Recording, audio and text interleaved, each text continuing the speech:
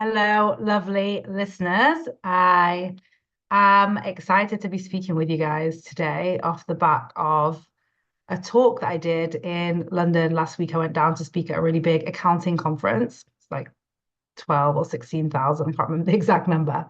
Thousands of people that go to this conference. And it was a completely brand new introduction into a completely new audience for us just because I happened to meet someone on LinkedIn where I do not hang out a lot, I'm going to be honest. I happened to meet someone on LinkedIn and he works in that industry. And through our conversations, he was like, you need to come in. Everyone is solving this with software, and then people are not using the software and it is not being solved. And the way you speak about time, productivity, the brain, like this is a whole market that is time equals money and working with clients and losing access to sometimes the brilliant brains because it's not offering personal development and not staying relevant in the market, and it's not a sexy industry. And eventually he told me about this conference and said, listen, I think you should speak there. I submitted a talk. I did it. And I have to tell you guys, it has been a while since I have entered a space where, everything that we're doing is so brand new to every single person in the room. We had people like peering through the window. I've had people telling me afterwards, like I was listening outside. I was stood outside, I couldn't get in. Can you send me the slides? I've had people saying like I was sat in the corner, I couldn't see. Like people were sat on the floor. It got over full early, so I started early in true time hacker style. And people are just so hungry for this information of like the topic that I did was how to get things done, how to stop procrastinating. And really just seeing that entry level, like, oh, my brain plays a role in it. Oh, there's a reason why I'm not making the plan and following the plan. It is so powerful. So thank you for everyone listening. I might have some new listeners who met me there. And thank you for everyone that listens to this podcast always. And just maybe a little fun reminder for you that like you are ahead. You already know so much. Maybe you've already applied things and seen changes. I know I hear from people all the time. Just listening to your podcast has already done A, B, and C for me. By the way, if that is you and you are not in any of my paid containers, don't let the fact that you are getting value from the podcast take you or take away from you the intense and insane value you could get from becoming a time hacker, from soaking up the Productive Week course that I re-recorded, by the way. I'll do a separate podcast on that. Um, but what I wanted to talk about today, because of this talk, was doing something terrifying. Because just side note, my first ever work experience was at Deloitte, which is like a huge tax firm. So it was kind of interesting that I was going back in this full circle moment into the accounting world. And I was looking for a photo, but couldn't find one of my 16-year-old self at Deloitte. So instead, came across one from like one of the very first talks I did when I was still living in Austin on personal development, on the brain. It was probably on anxiety and procrastination. That's what I used to really hone in on. And it got me thinking, like, I remember how I felt. I remember how nervous I was. I remember how sweaty I was, just to overshare, before I got on that stage. And that version of me, really believed that I was going to walk on that stage, be judged, criticized, kicked out of the tribe, and die. Like there was a part of my brain that really believed that. And being able to use the tools that I now teach to get any of the important things done, to get that done, and then have this full circle moment of like, being on stage, it being so fun. I got an email from someone like the audience was so captivated and engaged. Like I was joking, I was dancing around, the clicker wasn't working, so I kept going back to the screen. I had a drink, I spilled it on the laptop at one point, didn't even flinch. Like all this to say, things can go wrong. And if you're listening, I've got my air quotes, my hand quotes that you can't see, but things can go wrong. If you weren't following my social media, I got the train that morning because of childcare cover that fell through, and then the train was delayed. And then Google was telling me it was going to take me an hour to get there, and it actually took 30 minutes. So I was in plenty of time, but still, it was like there were so many opportunities for my brain to spin out and to go through the whole experience of getting there later than I wanted, having my childcare fall through, traveling on the day to the talk, right? And knowing that there's risk of delays, then having actual delays, 35 minutes, then then getting there and actually I was there early, which is so funny. But then having my, if you guys didn't see on my Instagram stories, I had to bring a USB with my talk. And then I'd also emailed it to myself, but it emailed to myself funny, like the design was all wrong. And I didn't know when I got there if the USB was going to work.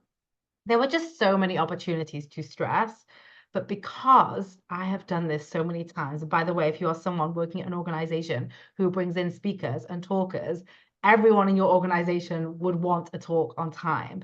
Everyone in your organization would want to talk on how to stop procrastinating, on how to create a successful week. Like bring us in, email team@timehackers.xyz anytime and let's chat about it. But because I was so like I just knew that even the worst things that happen, and by the way, I've spoken on stage before and forgot what I was going to say and also lived through it. So because I knew the worst thing that was going to happen was not going to be dangerous, and my brain has just been so exposed. I've done like probably 30 plus speaking experiences now on different stages and different countries and different sizes. I've probably done more than that now I think about it, but it just, you know, all this to say, like the thing that you are afraid to do for the first time now, there is a version of you who is like done this 30 plus times, who gets a different experience because you were willing to do it scared, because you were willing to do it when your brain thought you were going to die, because you were willing to keep moving forward and do the thing that you want to do. Because I hear from people all the time, I want to speak on stages, or I want to write a book, or I want to start a podcast, or any of these exposing things. I want to post on social media. I want to be more active on LinkedIn. It's like, yes, your brain is not supposed to be on board the first time you do something. If that is a requirement, then you will never do the thing. You just won't do it. Like your brain is not supposed to be on board. You're supposed to be willing to teach your brain that it's safe by moving forward into doing something when your brain is screaming danger that you know is not deadly. I just want to say that again. If your requirement to doing something is to having your brain be on board, that is the reason you are not doing the thing. But when you do it, when you do the thing, even when your brain is not on board, but you do it in a safe way, right? We're not about pushing through and jumping off the edge of the comfort zone and like diving into that ice cold plunge bath. I'm sure some of you do it, but it's not about just run and like ignore your whole system and override. No, it's about partnering with your brain. That's a lot of what we do, right? Partnering with your brain, having compassion for your brain, and doing it in partnership of A, safety for your primitive brain, but B, your goals and your dreams, and seeing that those two don't have to compete. Just like, just to sit here on the other side of that, on the other, like, what is available to you is so much more expansive, so much more fun. Like, I didn't hesitate when this person said, you should speak on this stage. And being able to bring this to a room, I've had like 20 DMs on LinkedIn since, and a few emails from people just like, wow, this was so amazing. And if you know anything about me from listening to this podcast, it's that I'm all about impact and being able to have that impact and reach people and help people and introduce concepts and ideas that they've never heard before that can help them put down the guilt for why they're not just following the plan or doing the thing that they said that they would do is so huge. So let this be your inspiration to go first, to take the step forward, to do it because it's scary, to be kind to yourself and the fear, and to connect with your future self who's done it 30 times. Maybe they've written 30 Substacks. Maybe they've gone live on social media 30 times. Maybe they've done 30 talks or 30 workshops. Whatever it might be, like what does that version of you want you to know? I'm going to share with you what that version of me wants me to know at the beginning. So you can borrow these, you can add to them, you can take what helps you and leave what doesn't. But I want that person, that version of me that was speaking on stage that first time, to know that I'm so proud of her. I'm going to speak to her like I would. So I'd say, I'm so proud of you. I'm so proud of you for getting to the place where you even have an opportunity to do this thing. You've created that opportunity. And that is huge. That is already a massive success sign. Okay. What am I doing? I'm celebrating. I'm inviting pride in. I am not requiring a result. I'm not requiring an output. I'm being proud of that version of me for exactly where she is right now. So often we say, I'll be proud after it happens. No, I'm proud of her right now before she goes on stage when she is feeling nervous. I would say it all works out and better. I want you to know that the upside of this is not just, oh, I had one good talk. It's 30 plus talks. It's 30,000 people's lives changed because you were willing to go on stage scared, right? The upside, the return is so much bigger. The impact is so much bigger than your brain wants you to believe. So what I'm doing here is telling her it is worth it tenfold. It is worth it 100-fold. Who you become, what you see, your relationship with yourself, what you're capable of.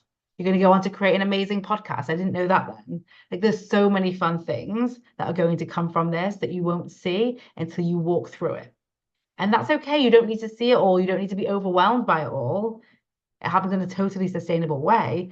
But like, let me just give you a quick sneak. Like, we're not rushing anywhere. We're not rushing to change anything, but the upside is bigger. So I'm proud of you. I'm celebrating you.